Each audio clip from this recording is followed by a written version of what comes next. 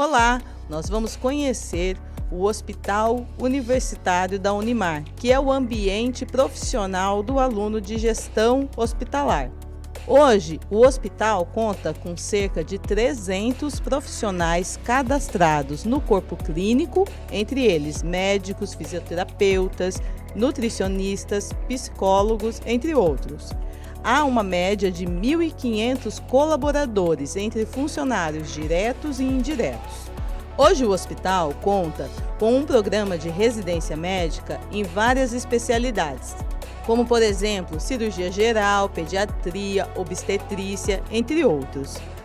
A estrutura hoje do hospital é de 242 leitos, que estão distribuídos entre UTIs adulto e neonatal. Também tem as enfermarias clínicas, cirúrgicas e a maternidade. Há também os laboratórios de análise clínica, o centro de hemodinâmica, gastroenterologia, o setor de imagem e também o setor de especialidades, que tem os convênios e os particulares. O hospital também conta com o pronto atendimento adulto e infantil, o AME, que tem em média 5.000 atendimentos em diversas especialidades com o convênio do SUS, e o projeto Amor de Criança, que faz o atendimento gratuito com equipe funcional para mais de 160 crianças. O Hospital Universitário da Unimar é referência para 62 municípios da região de Marília. Meu nome é Márcia Mesquita Serva, eu sou superintendente do Hospital Beneficente Unimar. É um hospital geral com 242 leitos, tá? Entre esses leitos a gente é um hospital filantrópico. O hospital está de portas abertas, a gente vai passar um pouquinho pelos setores para vocês tentarem sentir isso em loco, né? A gestão hospitalar é responsável por planejar, coordenar, direcionar e manter o hospital em pleno funcionamento, otimizando da melhor forma seus recursos e as tomadas de decisão. Dessa forma, vamos compreender como funciona o processo de atendimento ao cliente no Hospital Beneficente da Unimar. Esse processo de atendimento inicia assim que o paciente entra no hospital. É responsabilidade dos funcionários identificar quais são as necessidades desses usuários para então prestar o atendimento eficiente e de qualidade. A recepção do hospital é onde todo o processo administrativo se inicia. É responsável pelo registro do paciente no sistema e a validação dos convênios, dos tipos de acomodação, da alimentação adequada e informações sobre valores e procedimentos, entre outros. Toda informação deve ser bem analisada, por isso esse setor é de extrema importância e sua integração com os demais setores também. Qualquer informação equivocada pode gerar prejuízos tanto para o paciente como para a instituição. Após essa etapa, o paciente é então direcionado ao seu leito, de acordo com o seu contrato junto ao convênio ou de acordo com a sua opção, quando o convênio for particular.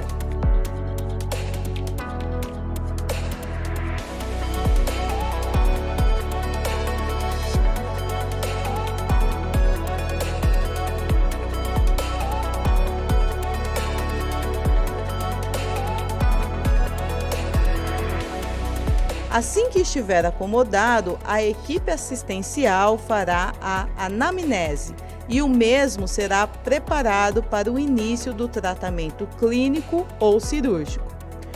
Tudo, exatamente tudo, precisa ser registrado no prontuário. A duração do procedimento, as medicações, os materiais utilizados com aquele paciente, os tipos de sedação, diárias na UTI, até mesmo as intercorrências. Por mais simples que pareça, todos esses passos são complexos e envolvem muitas pessoas e setores, e uma anotação efetiva faz com que possamos receber essas contas na sua integralidade.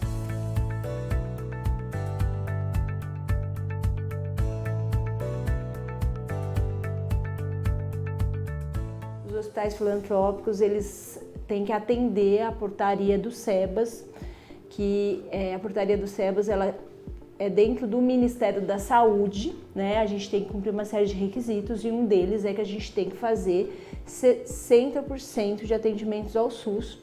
Hoje o Hospital Beneficente da Unimar, ele faz 74% de atendimentos ao Sistema Único de Saúde, e isso faz com que a gente tenha uma isenção tributária nos encargos da nossa folha de pagamento, que é a contrapartida, né, por esse trabalho filantrópico, porque hoje, na verdade, o que o SUS remunera é em cima de uma tabela, que chama tabela SUS, e essa tabela, ela há 10 anos não tem reajuste. Então, na verdade, a gente hoje tem, dentro do Hospital Beneficente Unimar, as nossas planilhas de custo setorial, e dentro dessas planilhas de custo a gente consegue identificar que hoje o que o SUS paga por um procedimento, ele representa apenas 40% do custo real do procedimento. Então, em torno de 60%, é lógico que varia de procedimento para procedimento, é arcado pela instituição,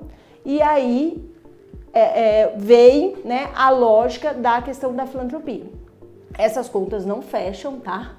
Na verdade, os déficits dos hospitais filantrópicos, ele é histórico no país e ele só vem se acumulando, enquanto de fato não tiver uma proposta governamental para fazer a mudança desse cenário, os hospitais de fato dependem hoje, né, no atual cenário político, das emendas governamentais, tanto dos parlamentares estaduais, federais e dos nossos senadores, que tem que destinar uma verba, né, isso já regulamentado em lei, para que as filantrópicas continuem dando assistência ao SUS, até porque hoje o SUS, que né, pela Constituição, o nosso plano de saúde universal, né, para todos nós brasileiros, ele não dá conta de cuidar de todos nós, e com as estruturas existentes, que seriam as estruturas públicas, os hospitais públicos. E aí entra, pela própria Constituição, entra os hospitais filantrópicos de forma complementar para atender o que o público, 100% público, são as instituições bancadas, né, pelos municípios, estados e governo federal, que são poucos hospitais hoje no país, não dão conta de fazer esse cunho complementar e imprescindível, né, principalmente para os nossos brasileiros que não temos saúde suplementar, né? E aí a gente também entra num modelo complexo, que é o modelo de saúde brasileiro, onde a saúde suplementar ela tem que atender, mas ao mesmo tempo a gente tem o SUS, que teoricamente é para todos. Então, a hora que a saúde suplementar, por qualquer motivo, falha, nós, brasileiros, temos o direito de recorrer à saúde pública, né? Então, tamanha é a importância do SUS. E é dentro desse contexto que o Hospital Beneficente da Unimar entra. Por quê? Porque nós somos um hospital filantrópico e de ensino. Os hospitais de ensino também precisam atender uma outra portaria, que aí é uma portaria interministerial, que é Ministério da Saúde e Ministério da Educação, em que a gente tem que cumprir uma série de outros requisitos. Não temos, nesse momento, dentro das políticas governamentais, inclusive incentivo por ser hospital de ensino, só temos obrigações, mas uma vez que a missão, né, nossos valores contemplam a questão do ensino, então não temos como ficar alheios a isso, e aí a gente persegue isso dentro do nosso planejamento estratégico, e estamos sempre com esses nossos quesitos, né, em ordem, sempre cumprindo essas portarias. A gente vai comprar uma roupa, a gente faz a conta e fala assim, ó, o vestido custa tanto.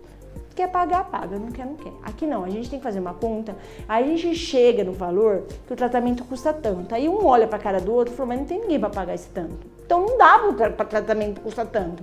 Então, geralmente na área da saúde, a gente faz ao contrário. Olha, as pessoas conseguem pagar isso, precisa custar isso. E aí é o quebra-cabeça, entendeu? Eu vou diminuir aqui, eu vou diminuir aqui. Isso aqui não dá para mexer, não dá para mim pôr um medicamento similar se eu sei que o similar não faz sentido, ou ele não tem a resposta para a patologia como deveria. Então, assim, esse também é deixar essa pulguinha na cabeça aí dos nossos alunos, porque esse é um grande desafio, né? É o gestor que ele vai ter que pensar de trás para frente, né? Ele vai ter que ver, porque a tabela dos convênios não é tão simples, essas negociações. As negociações são muito difíceis, eles geralmente vêm com tabelas prontas e aí você sabe quanto custa a sua diária hospitalar e ele vem com uma diária que não cabe no seu, aí você fala, e agora? Mas você, ao mesmo tempo, tem o grande desafio dos hospitais que se chama o custo fixo.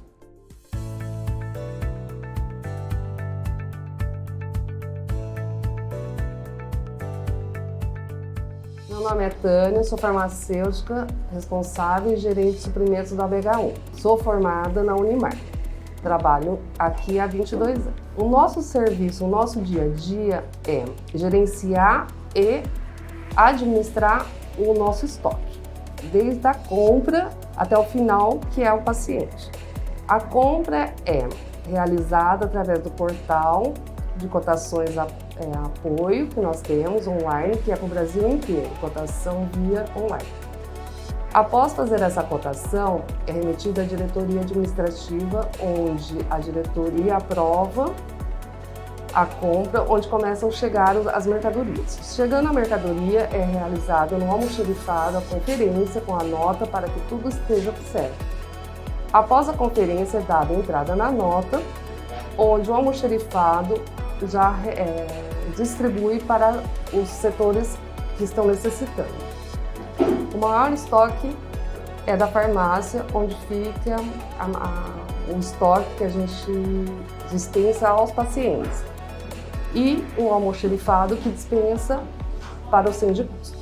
Na farmácia, que é dispensado para o paciente, começa desde a prescrição do médico, onde desce para a farmácia, onde os farmacêuticos avaliam a prescrição farmacêutica, a medicação se está correta, após deliberado e vai para a pista, onde as auxiliares de farmácias pegam, é digitado em conta e é feito os saquinhos de horários, onde é enviado para a enfermagem para a administração do medicamento.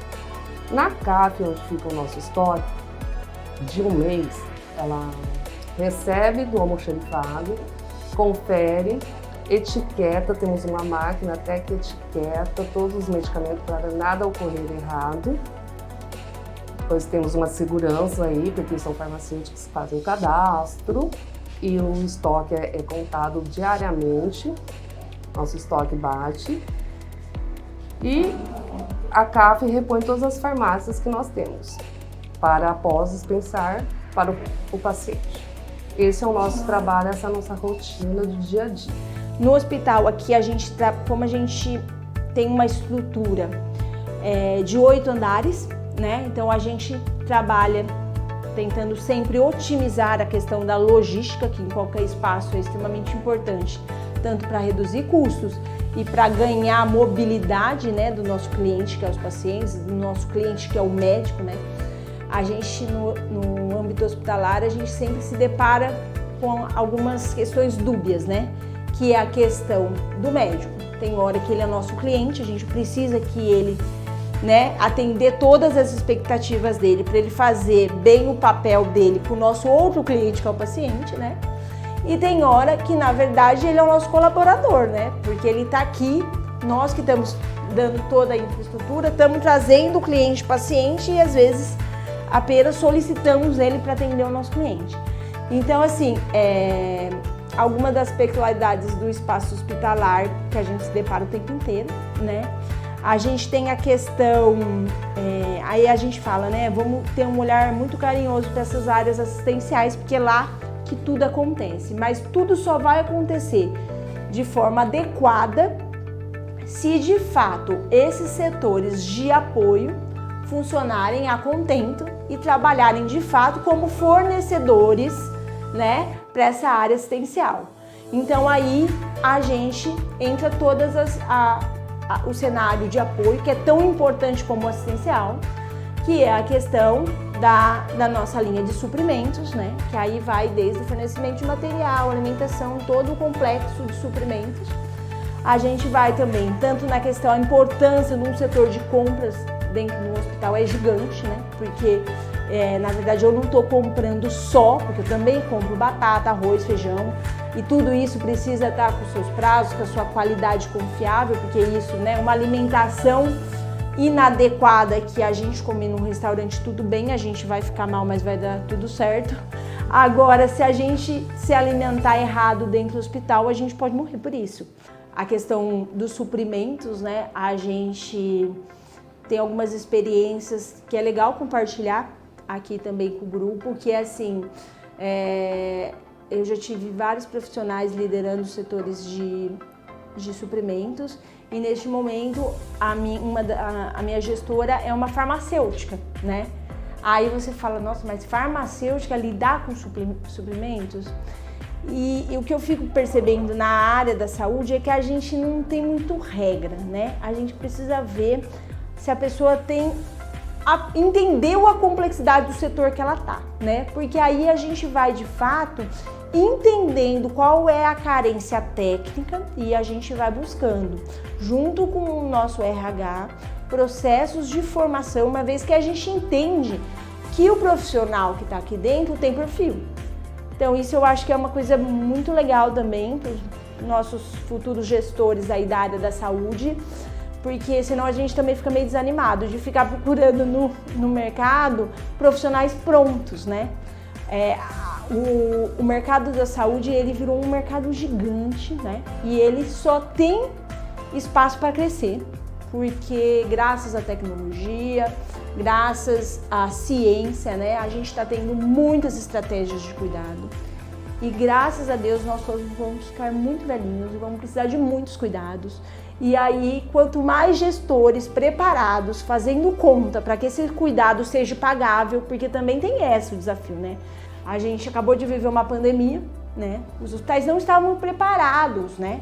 Então, de um dia para o outro, a gente teve que triplicar a compra de alguns medicamentos. Como que faz isso? A gente, enquanto gestor, gosta de trabalhar com planejamento estratégico. A gente tem uma informação importante também, que é a gente trabalha aqui, eu trabalho enquanto gestora com orçamentos. Então, cada gerente de setor aqui, ele tem um orçamento mensal. Então, por esses indicadores, né, eu tenho essas estatísticas de recorrência e eu sei qual que é a média, porque saiu dessa média, o sistema me alerta e eu chamo o gerente e entendo o que está acontecendo. E aí a gente vai ver se de fato tem alguma coisa, né, algum fato novo ou de fato alguma não conformidade, algum processo que está em desacordo. Então, é isso.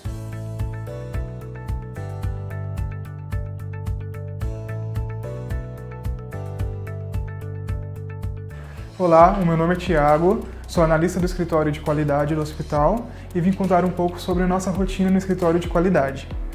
O escritório, dentre as diversas funções de um escritório de qualidade, destaca-se a implementação de processos, o gerenciamento de novos projetos e a análise de indicadores de desempenho, de produtividade e de processo. O escritório de qualidade ele é responsável pela implementação de novos processos institucionais no âmbito geral, seja ele um processo assistencial, um processo de apoio administrativo.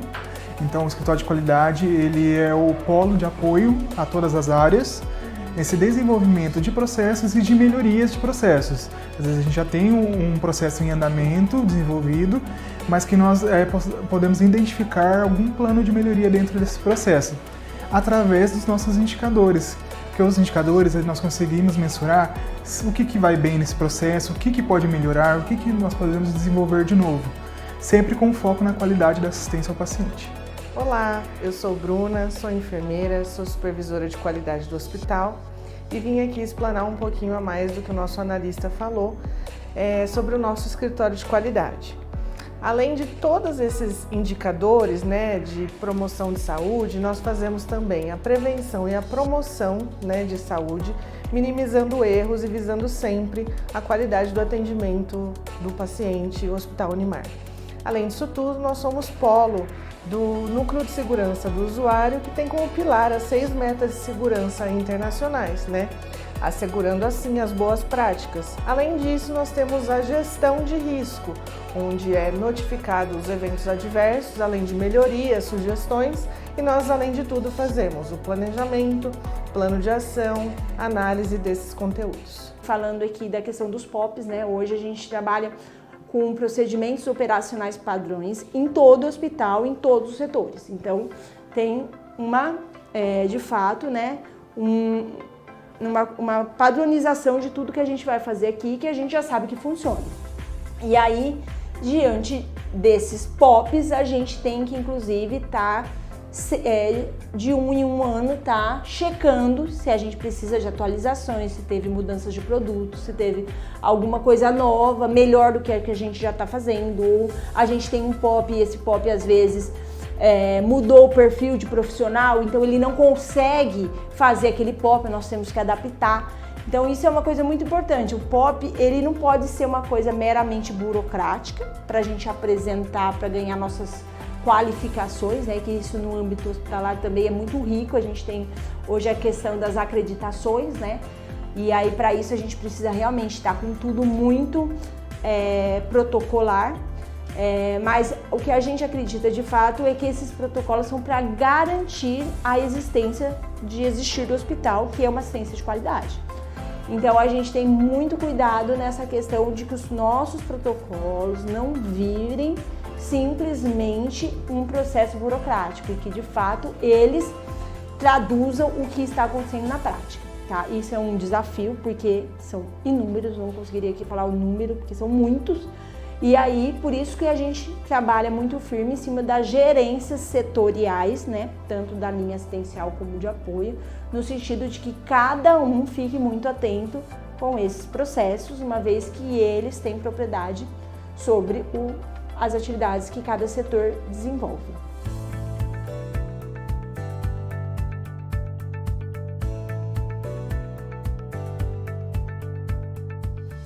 Outra coisa que eu acho muito legal falar e que na área de formação precisa muito ser lembrado, no hospital a gente tem muita dificuldade, no caso eu enquanto superintendente, de trabalhar com organogramas. Os organogramas tradicionais, para mim, é um grande desafio, né? Porque a gente, nas empresas, principalmente nas indústrias, as atividades elas são estáticas, então elas cabem de fato dentro dos quadradinhos do organograma. E no hospital, as atividades não são estáticas, né? Elas são muito dinâmicas e o que é seu papel, a gente chegar nesse limiar, até onde é o meu papel, que entra o papel do outro. Então isso é uma coisa que a estratégia que eu usei aqui, que é uma estratégia de gestão minha, tá, para solucionar, foi trabalhar com colegiados, né? Então nesses colegiados acontecem os acordos, né? Onde a gente combina, né? A gente parte, na verdade, de setores estratégicos dentro do hospital e, na verdade, onde setores estratégicos são os setores que, de fato, a gente corre mais risco de ter problemas, né? Então, por exemplo, um centro cirúrgico é um setor fechado, né? É um setor extremamente delicado que a gente tem que ter um olhar muito sério, né? Muito intenso para ele, porque às vezes uma falha ali a gente não tem tempo de corrigir. Então a gente está sempre se antecedendo ao problema e tentando trabalhar com o máximo de protocolos baseado em checklists, né? Que aí, independente do quadradinho de quem é o papel, a pessoa, independente do cronograma, ela consegue alinhar e aí aquele colaborador que era responsável por uma atividade não fez, o que está a seguir fará. Porque, na verdade, independente de quem tem que fazer, nós precisamos chegar na tarefa final cumprida. E aí o espaço para discutir, eu fiz o seu trabalho, que a gente sabe que a gente se depara muito com isso nas empresas, não é o espaço do dia a dia, é esse espaço do colegiado, onde de fato a gente está o tempo inteiro fazendo combinados, entendendo por que de fato algumas coisas em algum momento não cabem nas casinhas e a gente fica se reinventando o tempo inteiro. Se eu tenho um hospital equipado, né, aberto para 240 leitos, eu preciso ter profissionais para 240 leitos, porque eu posso ter ninguém, como eu posso de uma hora para outra ter 240 pacientes. E não dá para mim falar, espera aí que eu vou chamar alguém, porque esse espera aí, o paciente morre ou a gente tem qualquer não conformidade dentro desse processo. Então, de fato, esse é um desafio da área hospitalar que a gente precisa ficar muito atento. E tem outra coisa, a gente quando faz as nossas planilhas de custo, essa é uma estratégia que eu, enquanto gestora, trabalho, que eu acho que é bem legal compartilhar com vocês. A gente faz um cálculo em cima de 75% da nossa ocupação. Por quê? Porque 100%, quando a gente fala o hospital está com 100%, o hospital está um caos.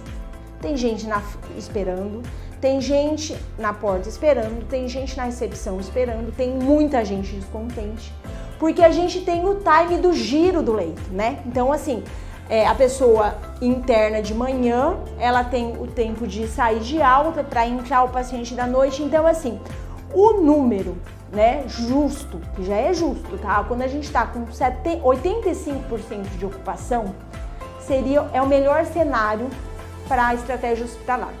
Seria o hospital pagando suas contas, porque por mais que eu tenha 100% de equipe total para os leitos, eu já faço o meu custo computando esses 85%, tá? Para mim ter essa margem de segurança.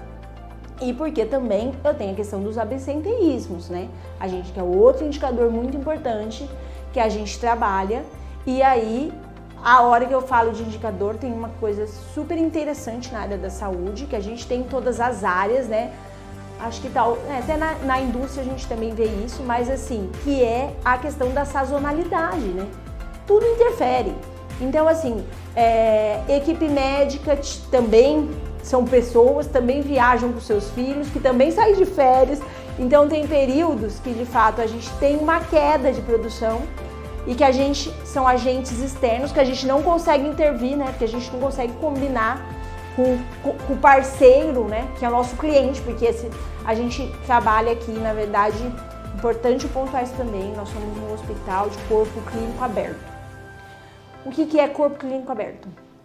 Corpo clínico aberto é qualquer médico que tenha a sua documentação comprobatória, seu registro, ele pode vir aqui, fazer um cadastro e trabalhar no hospital. Isso é um corpo clínico aberto. Mas ao mesmo tempo nós somos um hospital de ensino, então eu tenho os meus docentes, que são professores, médicos, que também fazem aqui o seu papel com os alunos e também trazem o seu público privado. Então a gente tem esses dois cenários, né?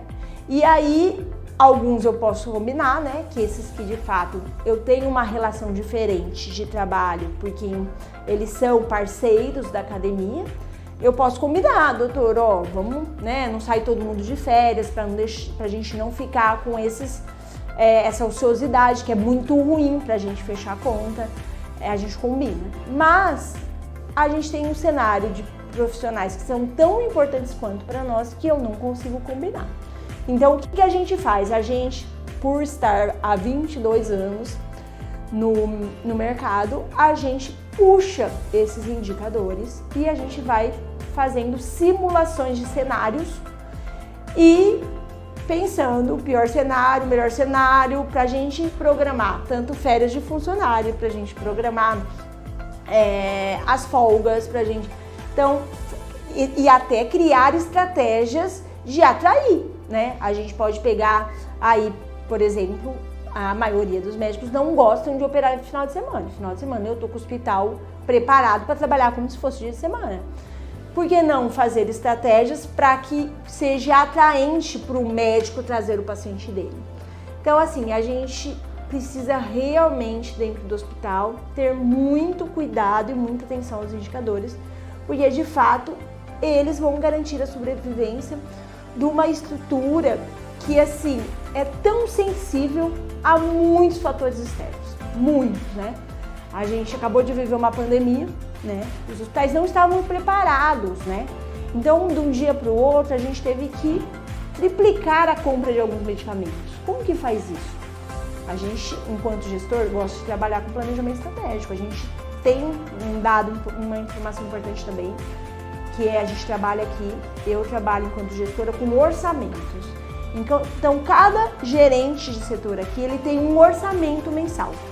Então, por esses indicadores, né, eu tenho essas estatísticas de recorrência e eu sei qual que é a média, porque saiu dessa média, o sistema me alerta e eu chamo o gerente e entendo o que está acontecendo. E aí a gente vai ver se de fato tem alguma coisa, né, algum fato novo ou de fato alguma não conformidade, algum processo que está em desacordo. Então, é isso, é trabalhar com muita informação, com muito dado, saber ouvir, né? Muito mais ouvir do que falar, porque muitas vezes a solução vem da ponta, né? A gente aqui tem um lema muito importante que é: o paciente conta o que ele tem. A gente precisa saber ouvir e entender o que ele está falando. E aí é todos os setores. Eles falam, mas vai falar com o médico? Não. Às vezes ele cria uma empatia com a pessoa da limpeza, né? Naquela hora foi ela que surgiu lá. Ah, mas não é o meu papel ouvir, porque eu sou da limpeza. Não é o seu papel ouvir. Porque qual que é o papel de qualquer pessoa que está dentro do hospital? Cuidar do paciente.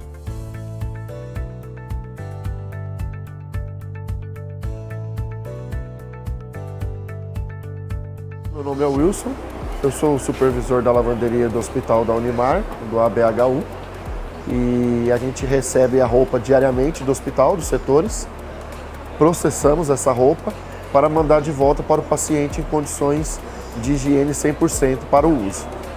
Essas roupas vão de volta para o setor da rouparia. Essa rouparia faz a distribuição entre os leitos do hospital, entre os setores. E o nosso processo aqui consiste em receber essa roupa do hospital, fazer a separação, fazer o processo de lavagem com eficiência e com a qualidade de 100% de higienização, dobramos, empacotamos e devolvemos para a rouparia. Após essa devolução, a rouparia ela é a responsável por fazer a distribuição nos setores do hospital. Aqui é a área do contaminado e aqui é onde nós recebemos todo o enxoval do hospital. Esse enxoval ele é separado por categoria e colocado nos equipamentos para lavagem. Após o processo de separação e classificação desse material, ele é lavado e totalmente higienizado e é liberado nas portas do lado limpo da lavanderia, onde é feito todo o processo de dobra, separação e empacotamento para mandar para a rouparia central do hospital.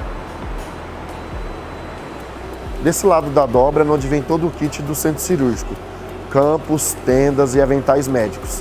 É feita a separação, o empacotamento e mandado para a central de material fazer a esterilização, para logo em seguida ser enviado para o centro cirúrgico.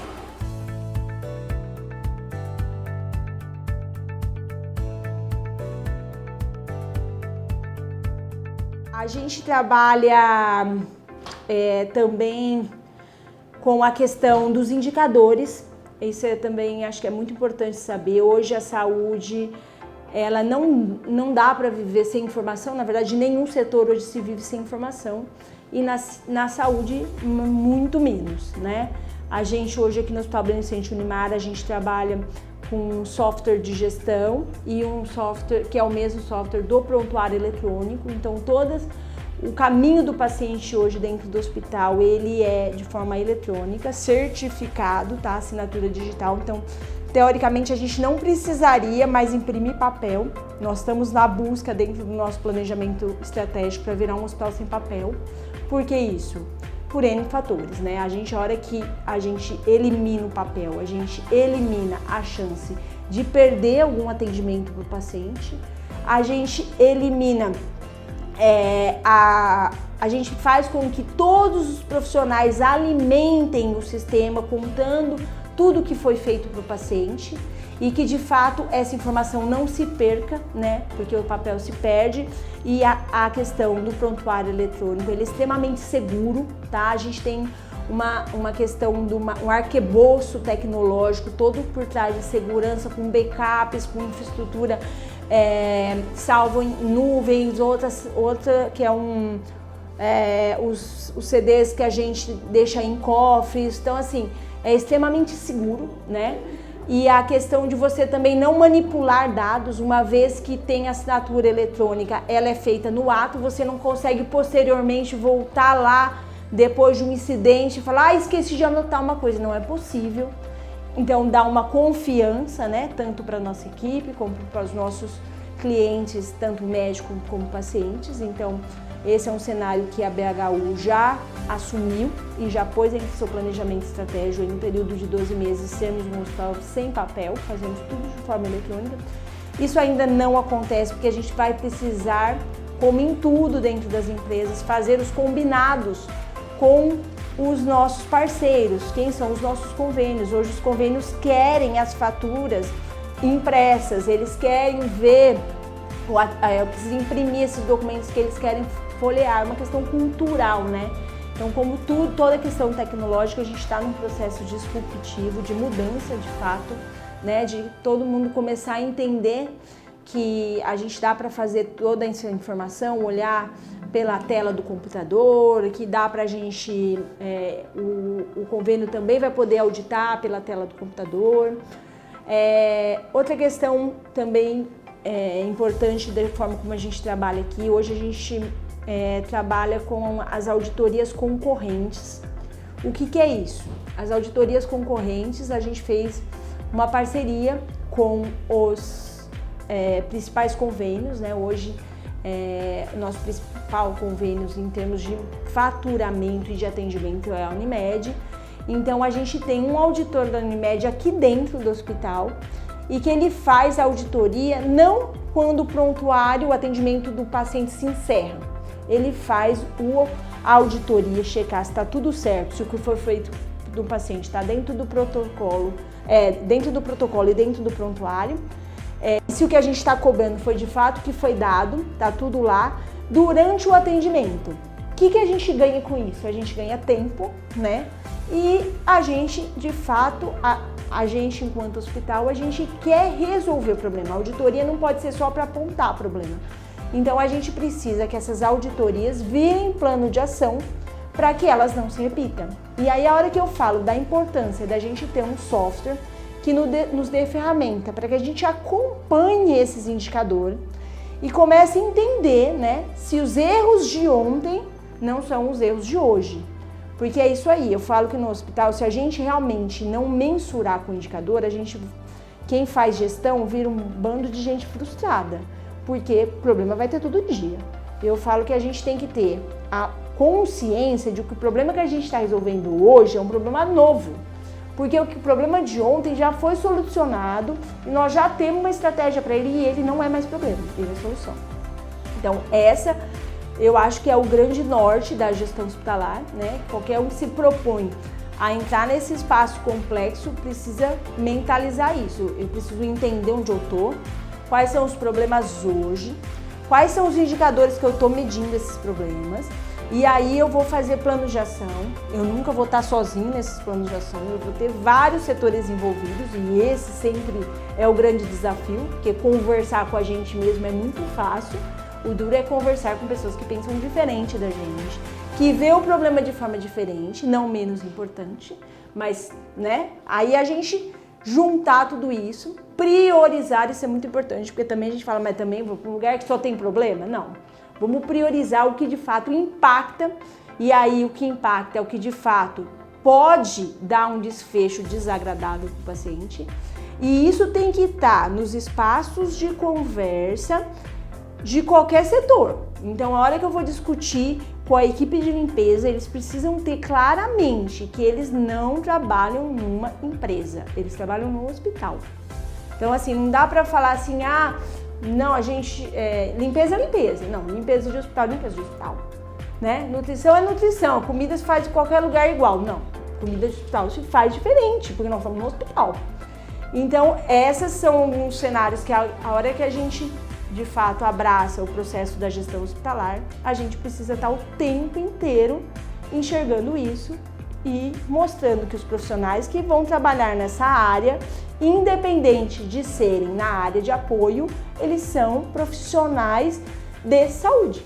E aí eu finalizo por aqui, deixando um convite, né, para quem tiver por Marília, os nossos alunos do ED da própria Marília, quiserem fazer uma visita e entender mais a fundo, né, porque a gente dá uma passada rápida numa instituição tão complexa que é um hospital, nós estamos à disposição e também fico aí grata, viu? Obrigada.